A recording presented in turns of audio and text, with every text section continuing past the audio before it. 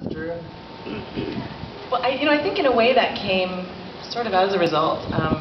Frank Darabont had been a big fan of Prison Break. He called it his guilty pleasure. I don't know if that's a compliment or not, but in any case. So he asked me to come in and audition for The Walking Dead.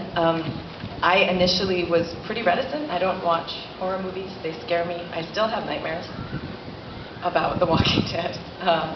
I'd never seen a zombie movie, and I'd never read a comic book. And it may be because I'm so ill-equipped to be a part of that kind of storytelling that he cast me. I don't really have much in the way of preconceptions. But your character was such a survivor all the way through it. She was top to bottom. Absolutely, absolutely. And I think Frank is also somebody who you recognize that, sure. And really loves actors. There's something about him that I think is sort of extraordinary. He refuses to sit in on the first audition of any actor who comes in to work for him because he loves actors so much that he, at least what he told all of us, was that he would just give the first person through the door the job out of compassion for what a sort of strange and sometimes inhuman process auditioning is. Yes, it is. Yep. And for every 12 to 50, you get a role. Those are good odds. Are those good odds? 12 to 50 are good odds. What about the fact that I try not to talk about my own the fight scenes? How involved do you get in that? Because it looks like you're doing most of your stunts in all of your work that I've witnessed. I do everything that the insurance companies will let me. Every now and again there's something, usually it involves cars and flipping over, that I beg for about an hour and a half for until some producer leaves their office and says, "Sweetheart, we're not putting you in a car and flipping it over." There was one day, I don't know, I probably shouldn't say that. Well, the thing about stunts is there's no acting involved, right? You're just, when you're, like, for instance, in Prison Break, there was a time when they tied my hands behind my back and stuck me underwater. There's not a lot of acting involved in, oh my God, I'm drowning. You just sort of think, oh my God, I'm drowning, and they film that, and then you go home. I think stunts can be easier, actually, than work that requires sometimes more imagination. Yeah, you said something about the purity of a day where I'm just running, Yeah.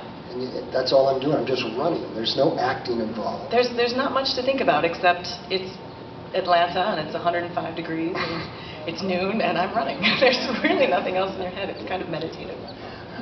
I think the pictures that I see, especially in the films that I've watched during this festival, the ones that I think are very effective is that they let the camera tell the story without the dialogue.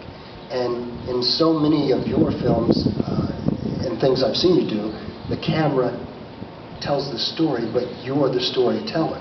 And I'm talking about my favorite, The Whisper, which is just Whisper, not The Whisper. It's just titled Whisper. There were some terrific wolf scenes and the lighting and the depth you had to play. Tell them some of the things you did just in that film. As far as you were a kidnapper, you were a girlfriend, and involvement all through it. The range of what you did is what I'm impressed with. So tell me something about it. How did it come about? Thank you, by the way. That's a film I think you probably are a significant percentage of the people who saw it. It was great fun to shoot. We had a wonderful time. I think the wolf kind of ran away with the show. There was this wolf named Ice, and it was the first time I'd ever done stunts with an animal. And Wolf, Ice was super big, but really, really wanted to please everybody. Probably, yeah. When he put his hands on your shoulders, like you were kind of nose to nose. And he's a white wolf, so they had to dye him black, and he had opinions about that and was sort of sulking and very self-conscious for a while.